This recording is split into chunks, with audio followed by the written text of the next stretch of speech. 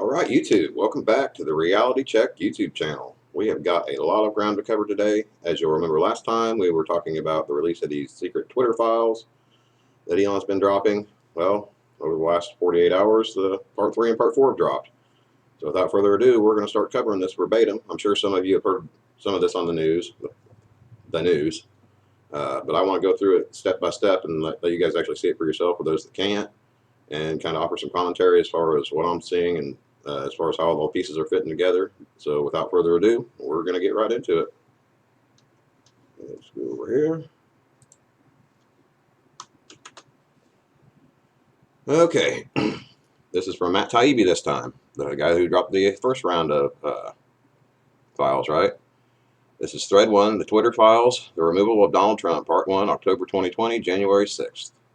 The world knows much of the story of what happened between riots at the Capitol on January 6th and the removal of President Donald Trump from Twitter on January 8th.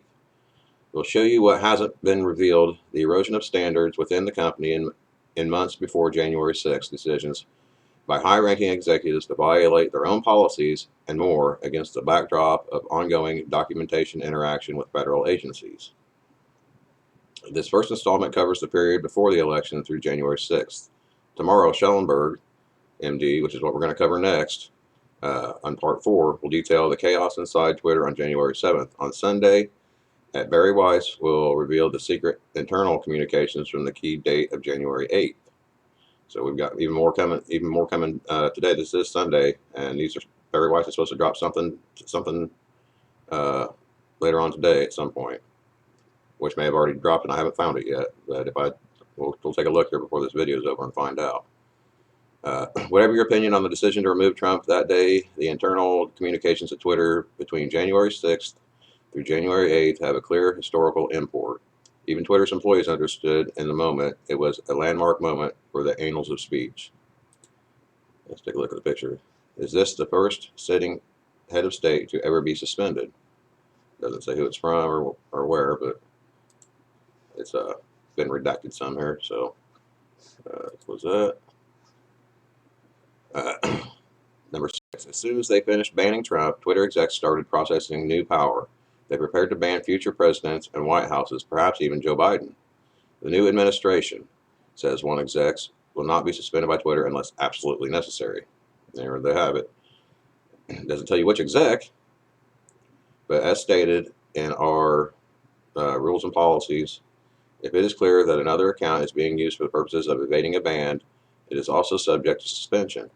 For government accounts such as POTUS and White House, we will not be suspending those accounts, but will take action to limit their use. However, these accounts will be transitioned over to the new administration in due course and will not be suspended by Twitter unless absolutely necessary to alleviate real-world harm. Well, what could Joe Biden say that could ever cause real-world harm? Only everything he does, right? Twitter execs removed Trump in part over what one executive called the content surrounding actions by Trump and supporters over the course of the election day and frankly last 4+ years. In the end, they look at the broad picture, but that approach can cut both ways. Here we go, Vijaya again. Somebody talking to Vijaya. I'm working with so-and-so on my team to put together a doc to share with you a point of view from research, ours, academics with whom we've been working, etc., on Donald Trump's language as coded incitement to further violence. In the meantime, here's our quick take. The decision on whether to pull that particular tweet or use that as a last straw for Trump depends on many factors, including 1, the overall context and narrative in which that tweet lives. We currently analyze tweets and consider them at a tweet-by-tweet basis, which does not appropriately take into account the context surrounding. You can use the yelling fired in a crowded theater example. This is a straw man these liberals use all the time. They go after free speech and they make this phallical argument that, well, you don't have free speech because you can't yell fire in a crowded theater. They always use the same damn straw man argument, right? Sure, you can. You can yell fire in a crowded theater if there's a freaking fire. So what they're saying is you can't. Where free speech stops is you're not allowed to incite violence. You're not allowed to create a direct threat. Now you can say that if you consider that calling somebody out on their bullcrap is inciting violence because the bullcrap that the other people are doing is pure evil and should not be tolerated in civil society, that's not an incitement to violence. That's calling out somebody on their bullshit. Okay, now that we've got that established, context matters in the narrative that Trump and his friends have pursued over the course of this election, and frankly, the last 4+ years must be taken into account when interpreting and analyzing that tweet. The larger question is around our moral imperative and decision as a company, which user sentiment should not drive based on, number one, believe this tweet does violate terms of service, right? The bulk of the internal debate leading to Trump's ban took place in those 3 January days. However, the intellectual framework was laid in the months preceding the Capitol riots. Before January 6th, Twitter was a unique mix of automated, rules-based enforcement and more subjective moderation by senior executives. We kind of covered that in the last video, right? The top 4, they're a little Sippy's crew, right? As Barry Weiss reported, the firm had a vast array of tools for manipulating visibility, most of all which were thrown at Trump and others pre-January 6th. Okay. As the election approached, senior executives, perhaps under pressure from federal agencies, well, we now know for a fact, with pressure from federal agencies, with whom they met more as time progressed, increasingly struggled with rules and began to speak of Vios as pretext to lay down what they'd like to have done anyway. So what do we have here? The first hinting at the fact that the federal agencies were laying weight on Twitter and their executives to make them do what they wanted to do anyway. So they were working hand in hand with the same people that were censoring you. Congratulations, your taxpayer dollars have been going to enforce censorship of political dissidents in the freest and fairest country in the world. After January 6th, internal slacks showed Twitter executives getting a kick out of intensified relationships with federal agencies. Here's trusted safety head Yoel Roth, yeah, that same little punk-ass kid, lamenting a lack of generic enough calendar descriptions to concealing his very interesting meeting partners.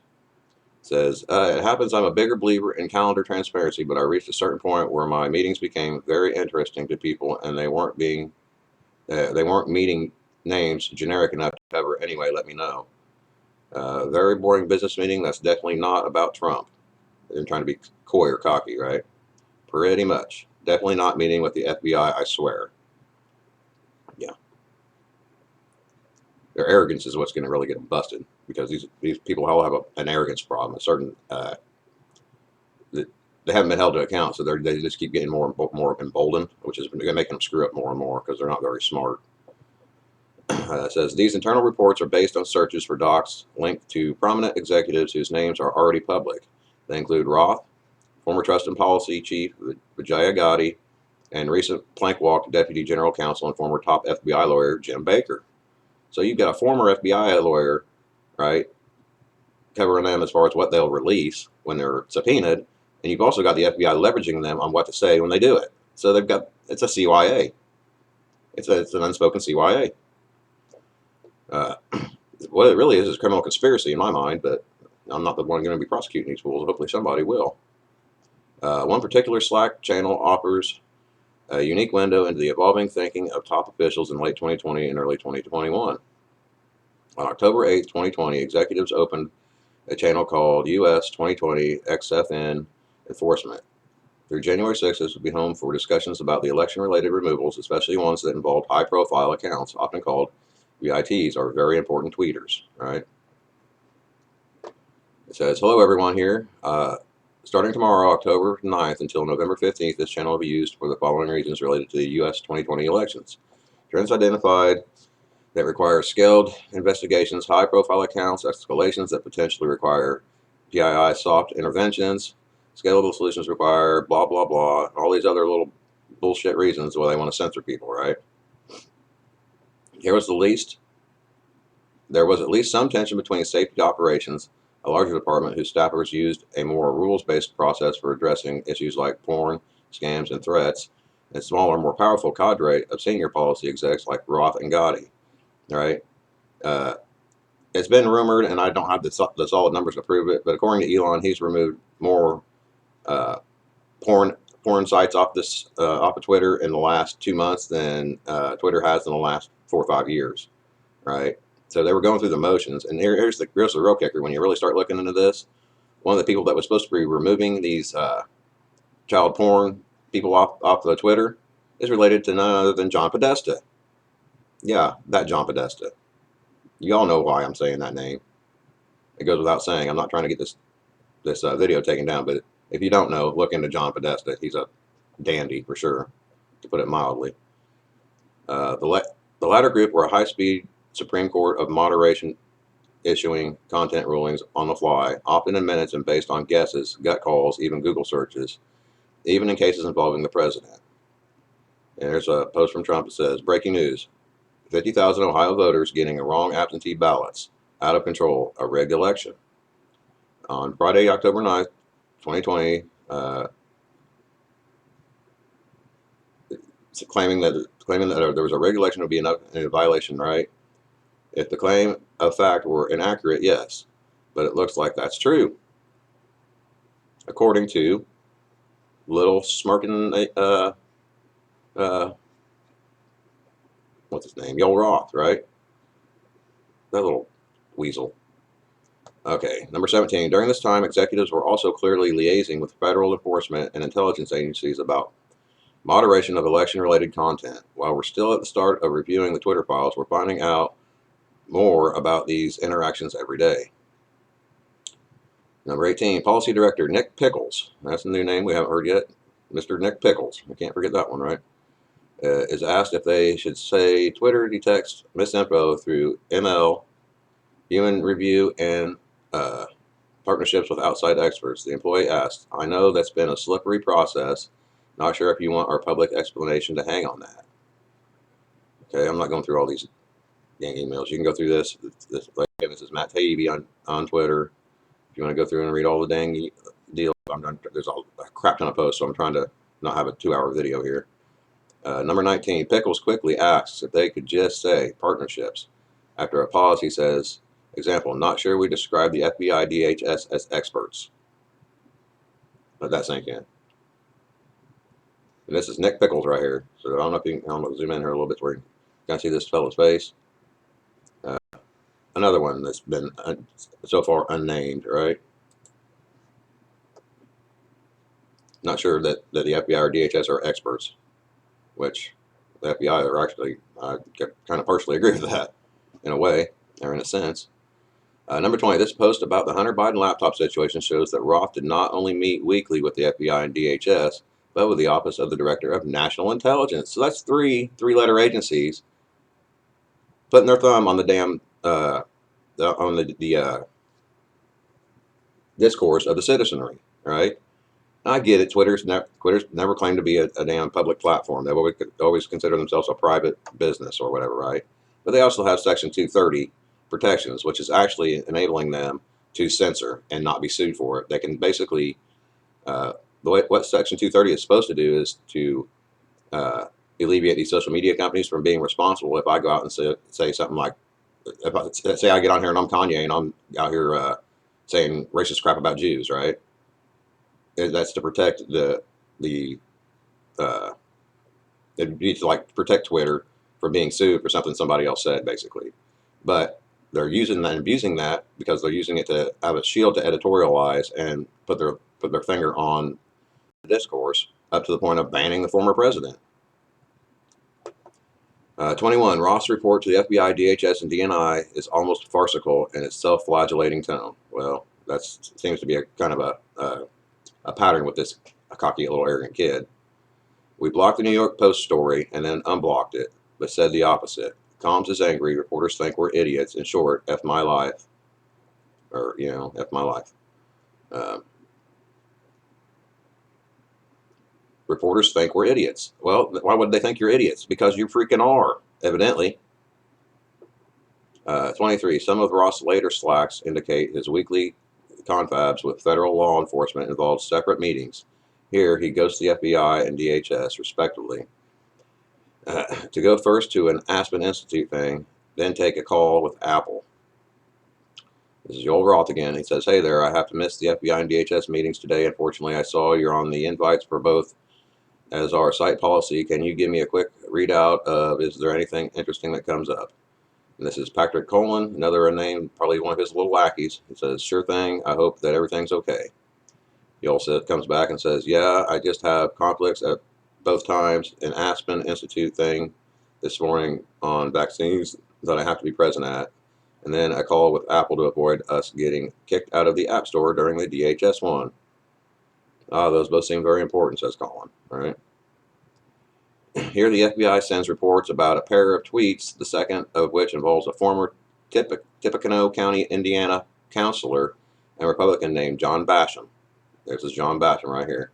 He is a meteorologist, AI data scientist, retired U.S. Army soldier, former elected official.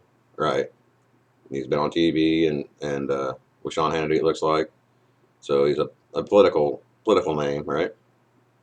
Claiming between 2% and 25% of ballots by mail are being rejected for errors, right? This was back, I don't even know when this was posted, 7/4/23. So it says, here we just got a report from the FBI concerning 2 tweets related to the shredding of mail-in ballots. This is proven to be false via this supposed PolitiFact fact check. PolitiFact is an activist organization. It's not a news organization. If you guys haven't been paying attention, it's a liberal activist organization attempting to pretend like they're fake news, basically. They've been fact checked and proven wrong on multiple stories over and over again. Do we have a moment ready for this one? Right. So basically, what they're doing is they're producing their own news to use as fact checking. Their own opinion. They're writing their own political opinion pieces and calling it news and trying to use that to justify the crap they're doing.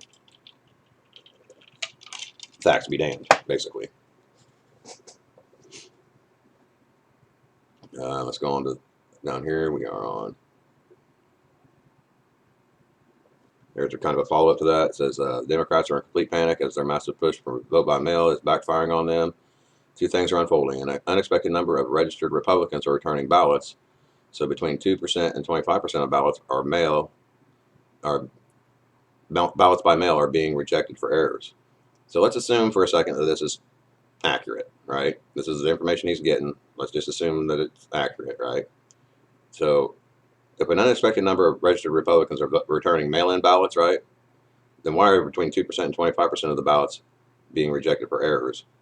When we just had an election in Arizona where the majority of Republicans voted on the same day because they were incentivized to vote on the same day, right? And look at all the tabulation errors they had there on the same day. It's the same type of thing. It's voter suppression is what it really is. Long story short, we shouldn't be using machines in our stinking elections to start with, if you ask me, but that would make too much damn sense, and yeah, that's probably why they don't do it. It says 25. The FBI flagged tweet then got circulated in the enforcement Slack. Twitter cited PolitiFact to say the first story was proven to be false, then noted the second was already deemed no VO on numerous occasions.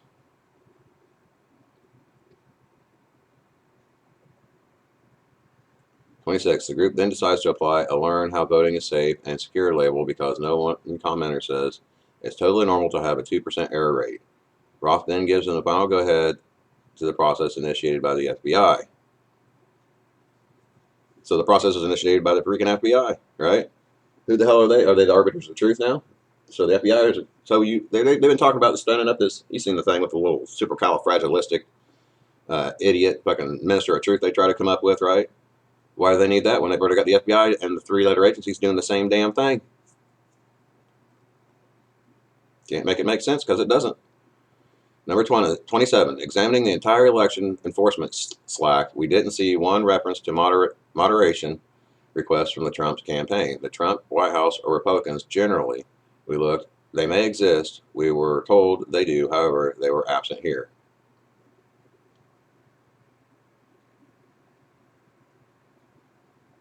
And here's a dang bang up guy right here, right?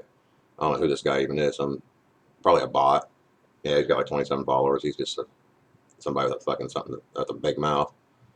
And he's saying, I really don't care if there was a concerted effort to remove him with the federal government. The more the better to get rid of him. That tells you exactly what these people think. They have no moral values. So I went ahead and replied to him. I said, it's all fun and games till the shoe's on the other foot, right? So now we're going to go on over. This kind of gives you a good layout as far as the 3-letter agencies, how they stuck their nose on the scale, right? And I think they stuck their nose out here far enough, they might end up getting it chopped off. If there's any justice left in the justice system, that is. Here we go to Michael Schellenberger, right? He's supposed to have part 4, and here it is. Okay. We're just going to keep rolling right along, folks. Twitter Files Part 4, the removal of Donald Trump January 7th. As the pressure builds, the Twitter executives build the case for a permanent ban. It says on January 7th, senior Twitter execs create justifications to ban Trump. Seeking a change of policy for Trump alone, distinct from other political leaders, express no concern for the free speech or democracy implications of a ban. This Twitter Files is reported with L. Woodhouse. Leighton Woodhouse, journalist and documentary filmmaker. Okay. For those catching up, please see Part 1, where Matt Taibbi documents how senior Twitter executives violated their own policies to prevent the spread of accurate information about Hunter Biden's laptop. Right? So he's saying they're basically picking and choosing and changing the rules as they see fit for their own political agenda. They basically what they've done is in my mind, you guys can make up your own damn minds, but in my mind, it seems to me like they've committed sedition in collusion with the three-letter agencies to commit sedition against the duly elected president, duly sitting president. Part 2, where Barry Weiss shows how senior Twitter execs created a secret blacklist that he amplified disfavored Twitter users, not just specific tweets. Another more blacklist, right? Or what they call them? They didn't call them blacklists. What they call them? Visibility filters, right? Yeah, they put a visibility filter on you so they just can't see what the hell you're posting, which is another form of censorship. It's no different, right? Just a different way of doing the same damn thing. And Part 3, where Matt Taibbi documents how senior Twitter execs censored tweets by Trump in the run-up to the November 2020 election while regularly engaging with representatives of U.S. government law enforcement agencies, right? So they're doing it in collusion with the three-letter agencies. They're showing you what they've done. Everybody's known it for a while, but these internal documents are what's the damning evidence that I think they're going to use in these upcoming House hearings come the first of the year. Hopefully, if these guys don't start, if these Republicans don't start fighting, I think it's time to start voting a bunch of them out and just replacing them with people that are actually going to get some justice back in this country. If not, we're going to be in for a damn world of hurt. Okay, we're right here. For years, Twitter had resisted calls to ban Trump. Blocking a world leader from Twitter, it wrote in 2018, would hide important info and hamper necessary discussion around their words and actions. So Twitter public policy. Blocking a world leader from Twitter or removing their controversial tweets would hide important information people should be able to see and debate. They would also not silence that leader, but would certainly hamper necessary discussion around their words and actions. So they just changed their policy at a whim whenever the hell they feel like it because they have this Trump derangement syndrome. What it basically is they can't handle Trump calling them out on their bullshit. He's not a politician. He's not, never was. That's part of the reason why I voted for him, because twice, and I'd almost do it again if we ever get the whole truth on all this story. But if we don't get to the full truth on this story, along with the virus, that's not going to happen. Okay, here we go. But after the events of January 6th, the internal and external pressure on Twitter, CEO Jack grows. Former First Lady Michelle Obama. Big Mike. What's up, Big Mike? Tech journalist Kara Wisher. Who's this? Mother of 4 dragons. Oh boy, that's probably a knock-up fucking person, huh? The ADL, the Anti-Defamation League. A little bit notable thing on this ADL. Do you realize it was started the same year as the Federal Reserve? Yeah, look it up. 1913. It's not a coincidence. It's all related. High-tech VC Chris Sacca. I don't know who the hell this guy is. He don't even post his picture, so it's probably a spook. And many others publicly call on Twitter to permanently ban Trump.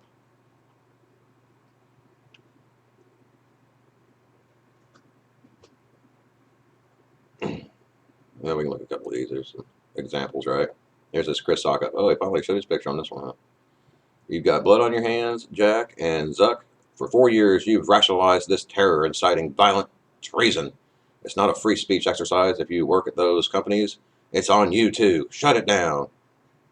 And then you got all the fucking mindless zombies coming out here rehashing it, right?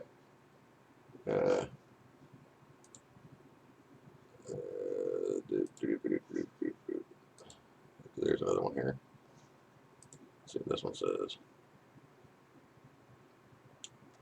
Says, now is the time for Silicon Valley companies to stop enabling this monstrous behavior and go even further than they have already by permanently banning this man from their platforms and putting in place policies to prevent their technology from being used by the nation's leaders to fuel insurrection.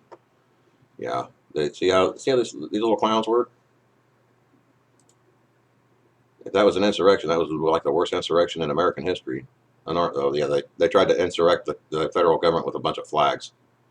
Now, rumor has it that there was also FBI agents embedded in the January 6th mess, but they won't tell you that in their little investigation. That's really just a show trial, because they wouldn't even allow Republicans to have anybody on there other than Liz Cheney, who's a damn washout. Best case scenario, just like her dad, right? That name.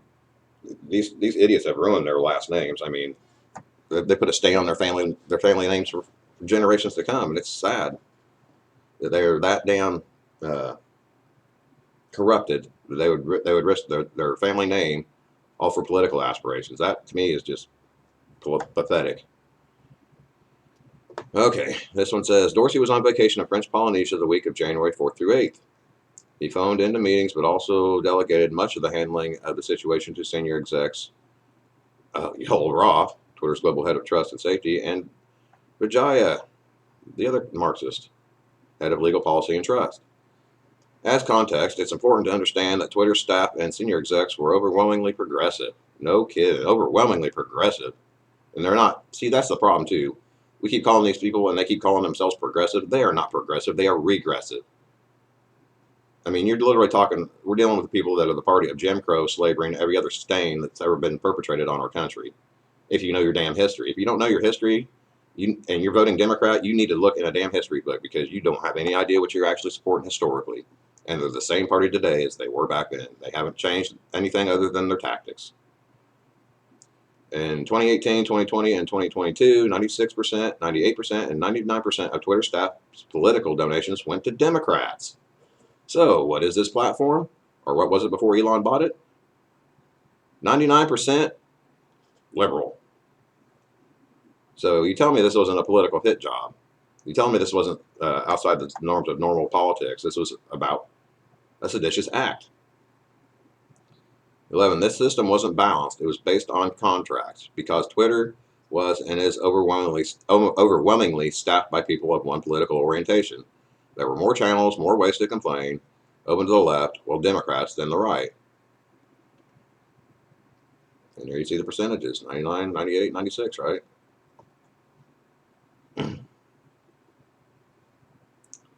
In 2017, Roth retweeted that there were actual Nazis in the White House. Oh no. I don't think these people understand how Nazis work. I don't think they understand the history behind communism, because these guys that claim that the Republicans are the Nazis evidently don't understand history at all.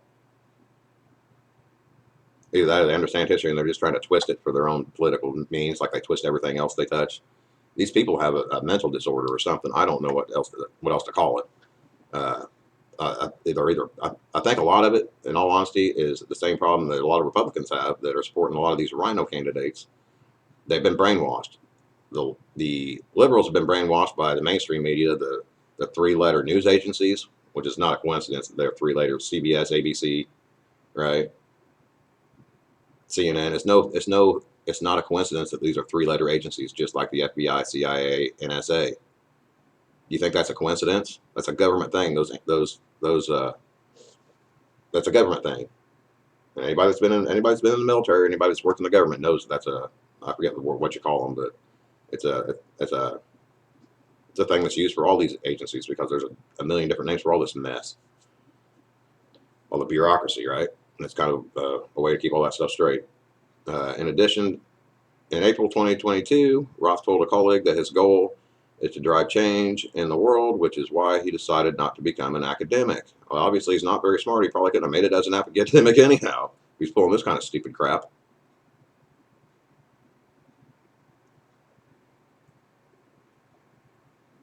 Actual Nazis in the White House.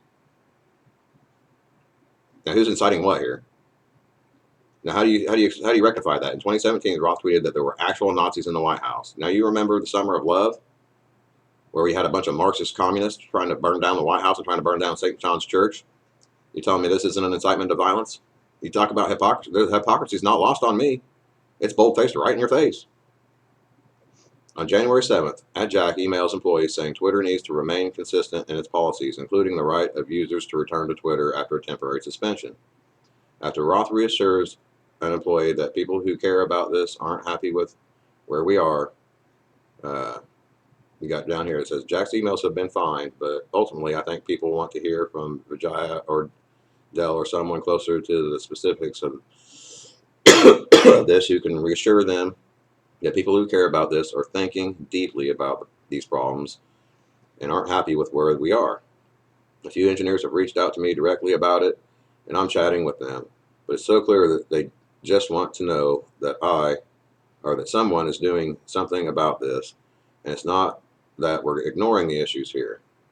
It says, I think there is also an opportunity to help people understand that while it seems obvious and simple that we should permaban his personal account, we can't afford to take that immediate action without first playing the movie out and accepting all other things that can happen, and then figure out the plans for those possible scenarios. E.g., example, if we suspend the personal account and he posts the same thing on the official government account, do we suspend that too?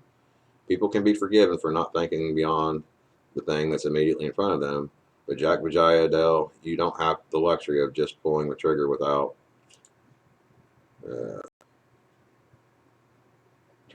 thinking things through. We tell them repeatedly that people are on it and people are working on it, and they're scratching their heads wondering how can it be to decide if this is single account is in violation. These guys put a lot of energy into a lot of stupid crap. I'll give them that. Around 11:30 a.m. Pacific time, Roth DMs his colleagues with news that he's excited to share. Guess what? He writes, Jack just approved repeat offender for civic integrity. The new approach would create a system where 5 violation strikes would result in a permanent suspension. Well, here's the key to that. I got permanently striked, and I didn't get one damn warning, or don't even know why. So they still don't follow their own rules, even when they make them up off the top of their damn heads.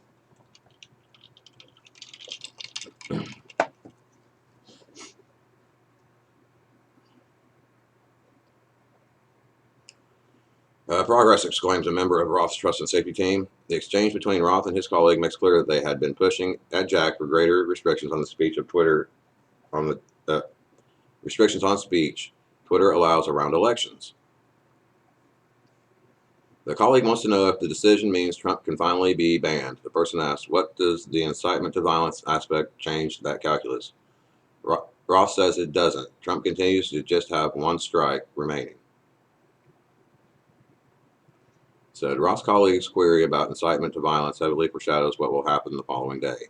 On January 8th, Twitter announces a permanent ban on Trump due to the risk of further incitement of violence. Right? Now, you were all listening to the same damn speech I did. And if you haven't, you should go back and listen to it. The speech Trump gave before the January 6th freaking supposed insurrection, the unarmed insurrection on the Capitol, led by the FBI informants that were in the crowd. Right? What did he say at the end of his speech? Go down to the Capitol and make your voices peacefully and patriotically heard.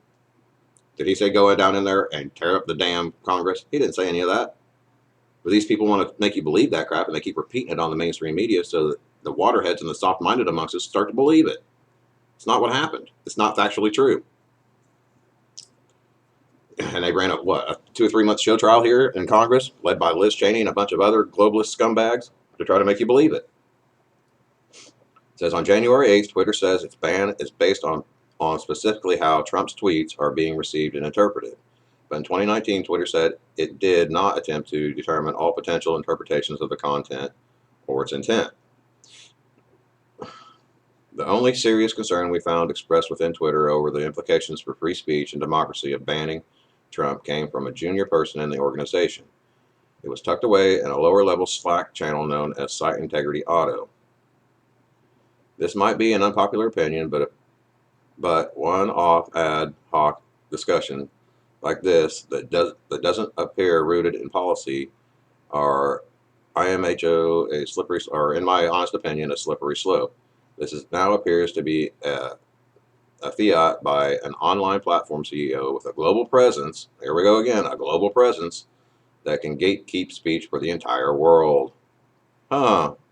Well, it's almost like they're globalist scumbags, like I've been saying. Twitter employees use the term one-off frequently in their Slack discussions. Its frequent use reveals significant employee discretion over when and where to apply warning labels on tweets and strikes on users. Here are typical examples. And we know they use a lot of these terminologies like it's saying here, one off, right? Or let me be clear is one they use all the time. Anything any of these liberals say after let me be clear is a lie. That's how you know they're getting ready to lie to you. Let me be clear. Press secretaries have done it. The press secretaries have been doing it forever, and they're not the only ones. If you really pay attention to them, when they start getting on this high and mighty and they say let me be clear and give you the old Obama knuckle, they're fixing to lie to you every time. Recall from Twitter files too, by Barry Weiss, that according to Twitter staff, we control visibility quite a bit, and we control the amplification of your content quite a bit. And normal people do not know how much we do. Says down here it repeats it from Barry Weiss's previous one. We control visibility quite a bit, and we control the amplification of your content quite a bit. Normal people do not know how much we do. One Twitter engineer told us. 2 additional Twitter employees confirmed this. Okay. Says Twitter employees recognize the difference between their own politics and Twitter's terms of service, TOS, but they also engage in complex interpretation of the content in order to stamp out prohibited tweets, as a series of exchanges over the Stop the Steal hashtag revealed. More of them sticking their nose in the damn thing and not letting people communicate. That's why there's so much division in this country. If you don't have the ability to talk out your differences, what's it going to automatically go to? If you don't have the ability to talk things out, it's going to go to violence. But then there's no recourse other than violence to solve your damn problems. So who's really inciting the violence here? Is it the people that are having disagreements online and trying to find, at least trying to find common grounds using words, or is it the people that are censoring people's words so that they have no choice but to go to violence? Who's really inciting the violence? These people are. Even though they project their crimes on Trump, even though he never said anything that incited violence, other than challenge the fact that the election was stolen, which, based on what I'm seeing, is pretty likely. Or it was at least freaking leveraged or laid upon, manipulated. Says Roth immediately DMs a colleague to ask that they add Stop the Steal and QAnon conspiracy term Kraken to a blacklist of terms to be de-amplified. Roth's colleague objects that blacklisting Stop the Steal risks de-amplifying counter-speech that validates the election. See, that's what they always do, though. When they can't stand on their messaging, they run away, or they censor and run away. So that way, they just don't have to have the argument with you, because they can't win on the facts. They can't win on the merits of their arguments, so they just censor. That's the most cowardly thing you can do in an argument. I can't win, so I'm just going to huff and puff and storm off. That's how you lose an argument. Whether you're right or wrong, that's exactly how you lose an argument. It says, indeed, notes Roth's colleague, a quick search of Stop the Steal tweets and their counter speech. But they quickly come up with a solution. De-amplify accounts with Stop the Steal in the name profile, since those are not affiliated with counter speech. So they don't want you call it out, but they'll let everybody else say that it didn't happen, which is censorship the same damn way. It's just more dirty politics. But it turns out that even blacklisting Kraken is less straightforward than they thought. That's because Kraken, in addition to being a QAnon conspiracy theory based on the mythical Norwegian sea monster, is also the name of a cryptocurrency exchange, and thus was allow listed. Right? Somebody that's been down all these rabbit holes, this whole Kraken thing is not part of any kind of conspiracy theory that's going around online. I've read through most of that, almost all of it, and it's not in there anywhere. So whoever's telling you that, that's made up. Employees struggle with whether to. I'll tell you where that Kraken is a thing that came from Sidney Powell when she was talking about bringing all these lawsuits following the 2020 election, which kind of fell flat, and I don't know where the hell she's even went to. She kind of just disappeared in the news cycle along with irrelevant Lynn Wood, who's kind of turned into a shill, according to a lot of people, right? So the Kraken, it wasn't. So make up your own mind as far as that goes. But Employees struggle with whether to punish users who share screenshots of Trump's deleted J6 tweets. We should bounce these tweets with a strike given the screenshot violates the policy. They are criticizing Trump, so I am a bit hesitant with applying strikes to this user. So they don't want to apply strikes to this guy, right? Even though he's coming on here and yeah, basically cussing the president of the United States out because they're so brave and stunning and moderate, right? And so progressive.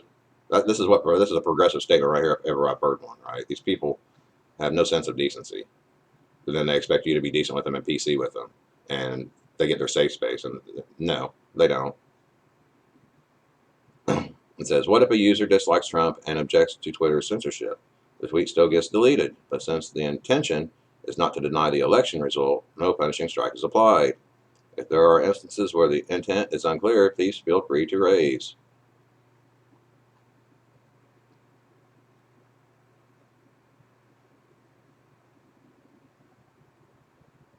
Yeah, that's exactly what happens right here, right? It says this statement here says, I don't even like the man, but I'm not going to put up with Twitter deleting opinions they don't like. Right? An actual moderate statement, right? Yeah, okay, you don't like Trump, that's great, but you also don't believe in censorship? Okay, what's wrong with that? They deleted him anyway. So they're not just deleting, they're deleting anything that's not anti-Trump. They have had a real damn big, and it's obvious, I mean, based on the results, right? It says, around noon, a confused senior executive in advertising sales sends a DM to Roth. Sales executive Jack says, we will permanently suspend Trump if our policies are violated after a 12-hour account lock. What policies is Jack talking about? Roth. Any policy violation. Or basically anything. Basically, that means anything they make up based on the way their policies change from day to day and effort to effort. These people just, they don't care. They think they can just do whatever the hell they want. And I think they're about to get a rude awakening. So what happens next is essential to understanding how Twitter justified banning Trump. Sales exec, we are dropping the public interest policy now. Roth, 6 hours later. In this specific case, we're changing our public interest approach for his account. And his account only, huh? Ah, the rules for thee, but not for me. See how this is a problem? These people are just making it up as they go because they're activists. These are political hack activists that have a derangement syndrome. They just want Trump out for one reason and one reason only. He's calling out the crimes of all these damn government organizations and all these government players. What Trump's essentially done is allowed these people to show who the hell they really are, and they can't have that because he's a master troll, dude. He is great at getting under the skin of these people and letting them expose the pieces of crap they really are. And I'm not saying Trump's the fucking end all be all, or I ain't no Trump worshiper or nothing, but I do respect the fact that he was smart enough to bait these people out to do this dumb shit. Everybody in government has been exposed and shown for who the hell they really are. Every one of them. If you really pay attention to them, they've all shown you who they are over the last couple of years. And that's, in my opinion, that's the best thing Trump's done is to be enough a pain in their ass to get them to expose themselves for what they really are.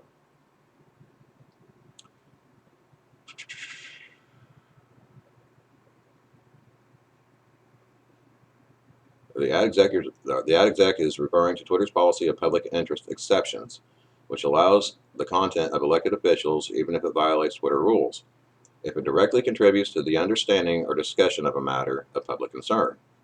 Right?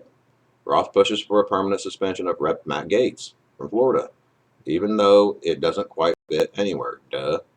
It's kind of a test case for the rationale for banning Trump. I'm trying to talk to Twitter's safety team into removal as a conspiracy that incites violence. Meanwhile, these people are back here behind the scenes committing criminal conspiracy to silence dissidents on their platform. Anybody that doesn't fit their mold and say and fall right in lockstep with their little narrative, they just want to ban them. That's what they did. It's what it is. You're welcome to change my mind if you hit me up in the comments and change my mind. Like, share, subscribe while you're at it, before I forget to remind you. But these people are hypocrites. I mean, the hypocrisy is just insane. It's just insane.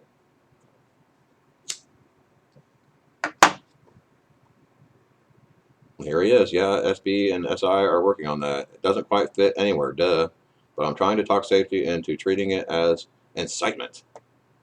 So he's trying to talk them into change to believe whatever the hell he believes. He's a little jackass manipulator is what he is, based on what I'm reading here. Around 2:30, comms execs DM Roth to say they don't want to make a big deal of the QAnon ban to the media because they fear if we push this, it looks like we're trying to offer up something in place of the thing everyone wants, meaning a Trump ban.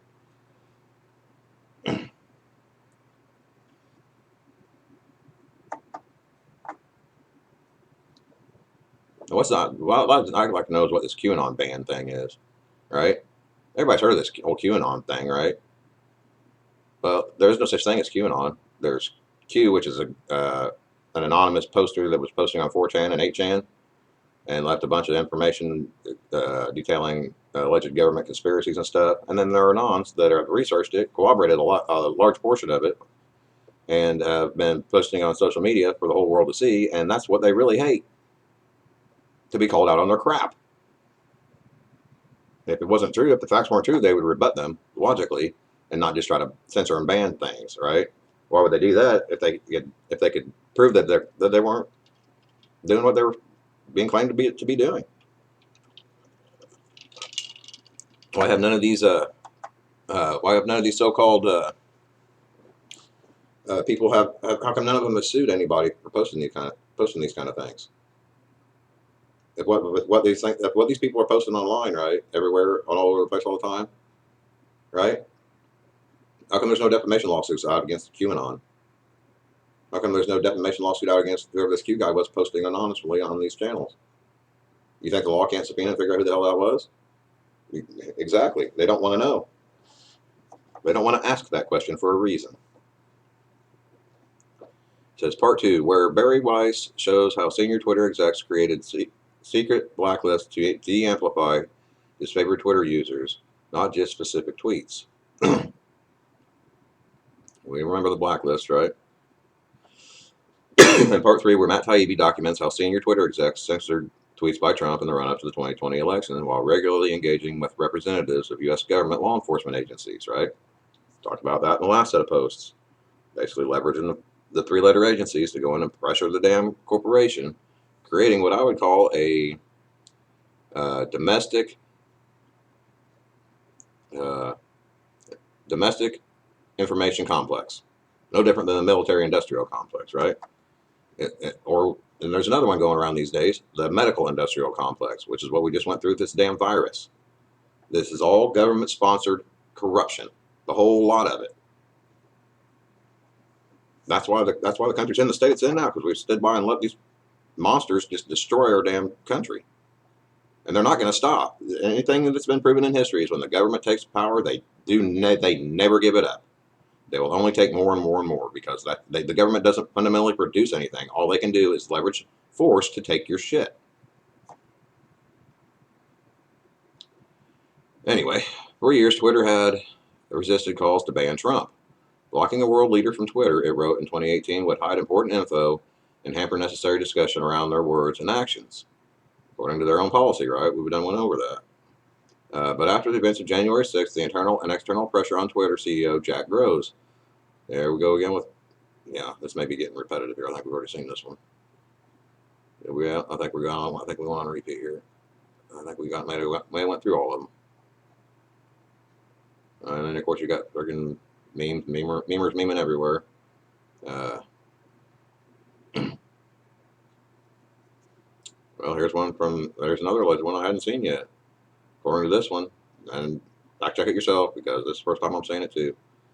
Saying Kevin McCarthy privately called for Twitter to ban Republicans who pushed Trump's big lie report. According to Sarah Burris, published April 21st, 2022. Okay, not mine, nor is hers. Says we can put up with that, McCarthy said. Can't they take their Twitter accounts away too? So what do you gain from that? It tells me McCarthy's a black hat too. Which is why you got like Gates and even MTG at one point. I don't know what the hell changed her mind, but she was all on board with getting rid of McCarthy as speaker too. I don't trust any rhinos, and And the reason here's why I'm calling these people rhinos, right? You know why the Republicans lost the midterm, right? It's because people like McCarthy and McConnell were out in the midterms pumping a bunch of RNC money into candidates to primary out the Trump appointed, the Trump endorsed candidates, right? Instead of getting on board, and then after the primaries, instead of getting on board with the candidate and helping them financially and helping them with their message, aside from the last Senate runoff there with Herschel Walker, name one Republican that got involved in any of these primaries besides Trump, and a handful of America First guys like Jim Jordan and you know, the normal crew that runs around, the normal America First crew. Besides those guys, who got involved? Nobody in the establishment Republican Party, and that's the problem. They're no different than the Democrats. They're globalists as well. They're either globalists or they're blackmailed or honeypotted. I mean, it's pretty plain to see if you really just watch and pay attention, right? All right, I got a couple more here I want to show you that I thought funny. Oh, Kevin McCarthy, right? There's Matt Gaetz calling him out. What do you see here? Remember the movie we watched the other day about what's going on in Ukraine and what kind of organizations they're funding over in Ukraine? Globalist. McCarthy's a globalist. The symbology is written all over. It's written right there. Deny me. Tell me, where's his American flag? Why is he wearing a Ukrainian flag and Ukrainian colors in our freaking house? And he wants to be the speaker of our political party. Anybody else awake yet? Figure out what the hell's going on here? Here we got Joe Biden. I had to shoot back at this morning. It says small businesses are the backbone of communities across the country. That's why I'm so proud to support them as your president, leading the way for historic amounts of small business applications and as a consumer, right? Basically, he's saying he's going to come screw your small businesses up because he screws up everything he touches. So heads up, small businesses. Joe Biden's coming to screw your world up.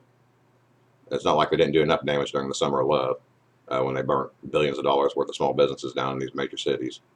But that you've never gotten reimbursed for, by the way. Hopefully you all had insurance, because if not, you don't exist anymore. This is a good one. Welcome home, Brittany Griner. It's Pete Davidson. Speaking of Pete Davidson, he's also now dating the Kardashian girl that was just eerily silent, other than a lawyer's statement on the whole Balenciaga tale, right? Which ties into Kanye calling that mess out, right? If you haven't been paying attention to that, these people are just crazy. They don't try to hide it. They're sick.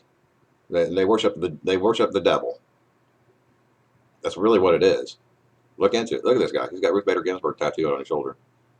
What kind of loser douchebag does that? Besides the one that's controlled, right?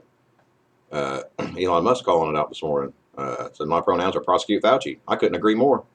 Hopefully that's coming in the near future too. And here's a subject I'm going to cover in another video, but we've got Liz Harrington, which is one of the better reporters out here today, that actually bring receipts, like you've got right here. Basically everything she's posting, she's got receipts for, right? Talking about the election stuff in Arizona. We'll talk more about that later, assuming I don't get struck and taken down for it. And then this tone deaf fool. Twitter, Elon Musk this week fired the former FBI General Counsel Jim Baker, who was serving as a top Twitter lawyer. Musk alleges that he may have been involved with countermanding his attempts at transparency. And I was wondering if anyone in the Biden administration was in touch with Baker, either regarding moderation decisions that critics call political censorship, or regarding his transparency efforts recently. So it's up to private companies to make these types of decisions. We were not involved. Lie. It's a lie. We just read through the papers, right, where they're talking about the three-letter agencies getting in there, right? It's not even that. Here's a real screwed up side of it, right? You've got the incoming administration, Joe Biden's administration, leveraging sources they have inside Twitter, which is 99% liberal, right? And then you've got the three-letter agencies, the FBI, the CIA, and the DNI, all in Twitter on the back end side of it, trying to push a different narrative or trying to push the same narrative. The thing is, the whole damn thing's corrupt. There's no transparency in any of it. It's just more government lies and deceit.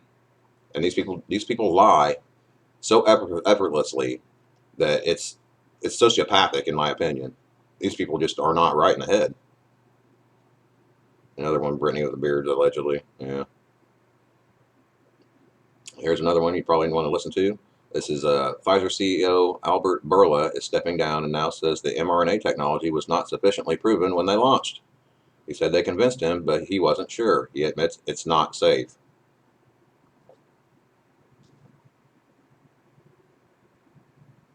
It's just, they don't try to hide it. These people think they're just going to get away with all this crap.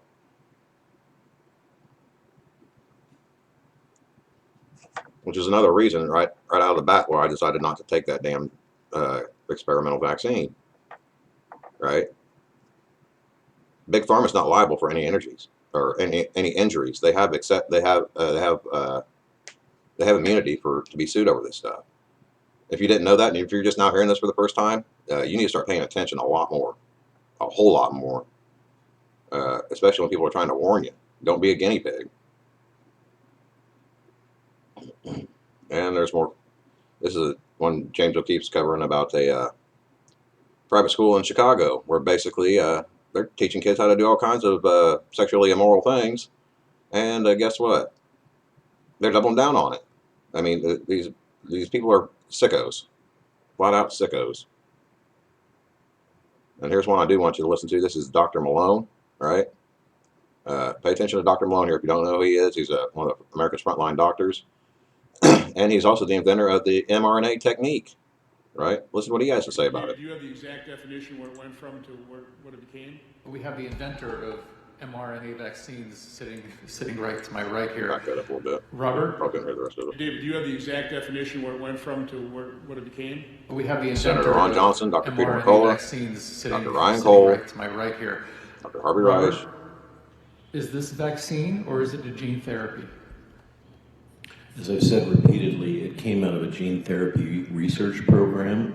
These and the adenoviral vectors are absolutely gene therapy technology applied for the purpose of eliciting an immune response. Okay. I don't care what the FDA says. There's your answer right there. Okay, thanks. David.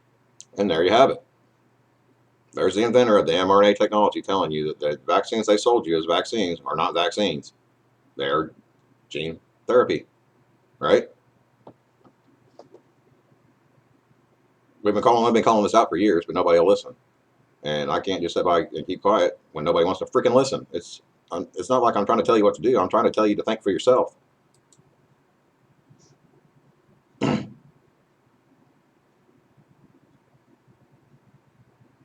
And here we have Jack Dorsey again, proving that he's lied under Congress. I want to right? read a few quotes about Twitter's practices, and I just want you to tell me if they're true or not. Social media is being rigged to censor conservatives. Is that true of Twitter? No. I don't know what Twitter is up to. It sure looks like to me that they're censoring people, and they ought to stop it. Are you censoring people? No. Twitter shadow banning prominent Republicans. Bad. Is that true? No.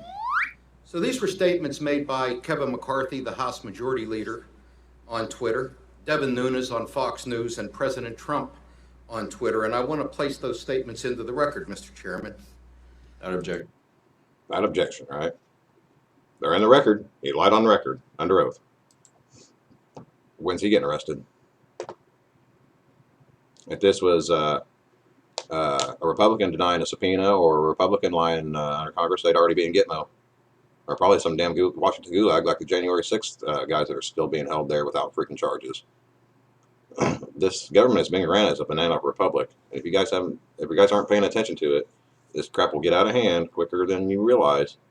If we allow these clowns to have authority over us, you got to remember these people claim to be that they're political leaders. They're not. They're elected officials. They work for the people, and they need to be brought to heel and realize that they work for the people.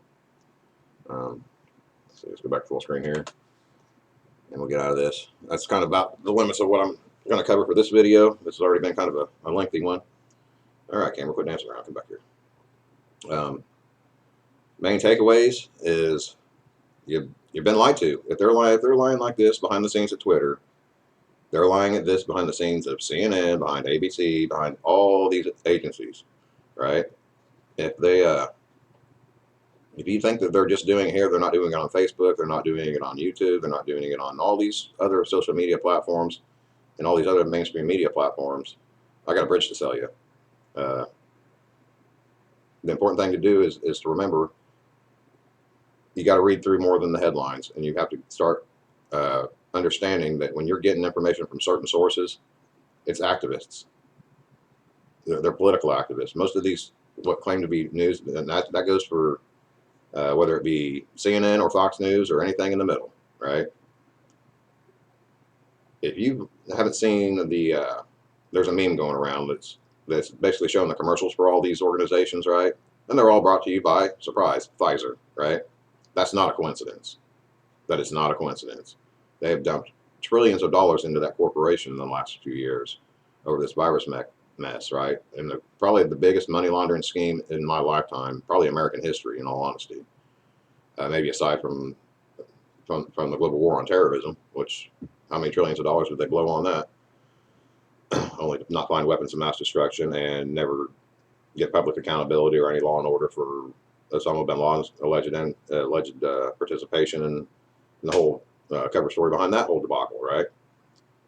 Never mind the money that went missing from the Pentagram, that was actually accurate, Pentagon, Freudian slip, sorry, before the whole plane landed at the Pentagon on 9/11, right? It's just funny how this thing always revolves around money laundering, or money disappearing, or money being spent in ways that are not in the interest of the American people. And now you know why they have got to cover. They can't operate in the light. If they don't have somebody or some agency or some mechanism to cover their corruption, we end up right where we are today, where people can see it plain as day, and that is the biggest threat to them, is being brought to the light, and that's why they push back so hard on it, because they know damn well if the majority of the American people are wise to what they're doing and stand up and resist them, they don't exist. They no longer have any authority over us. They no longer have the ability to manipulate us and to push us into fighting against each other. That's their biggest fear, is the people uniting and telling them to go freaking pound sand like they should be doing, right? But as far as that goes, just keep in mind, anything you hear, it's like the old adage says, only believe half of what you see and none of what you hear, right? And that's good advice for these days when you're considering the information that's being fed to you. Give it 48 hours to kind of mull through and let the news cycle kind of play through, because in less than 48 hours, if it's bullcrap, it's going to get called out by somebody with an opposing opinion, which is a good thing. It's a start anyway. It's not the best case scenario, but it's better than these guys being able to get away with lies for 20 plus years. So if you see something that doesn't look right, question it. Question everything you see, even if it's from somebody you think you trust. If you're the person out here that lives religiously by watching Fox News, they're fake news too. They're not even news. They're no more than CNN's news. There is no traditional news anymore. What you have is political activists that will bring up news stories and then give you their political opinion on either side of the aisle, and all that does is make people go at each other. That's the real power dynamic that we have out here, and it needs to stop. We need to establish, yes, people need to know information as far as what's going on in society and stuff. The whole thing is, if there's not a mechanism or some kind of way of separating the actual facts, right? Like what news would actually be is just the facts from here's the facts that we claim are facts, and here's all of our opinions on that, and just going back and forth bickering about crap that doesn't solve anything. All that does is keep us in the same circle of stupidity, going around and around like a bunch of idiots. If you're going to follow any kind of news organization, follow one that is just stating the facts. That's what news is supposed to be. They state the facts and you make up your own damn mind. Now that seems like a revolutionary idea these days, and that's a threat to their whole power structure. But that's because the facts are true, and you can't manipulate true facts unless you go and put your weighted opinion on them. Either way, your opinion goes, right?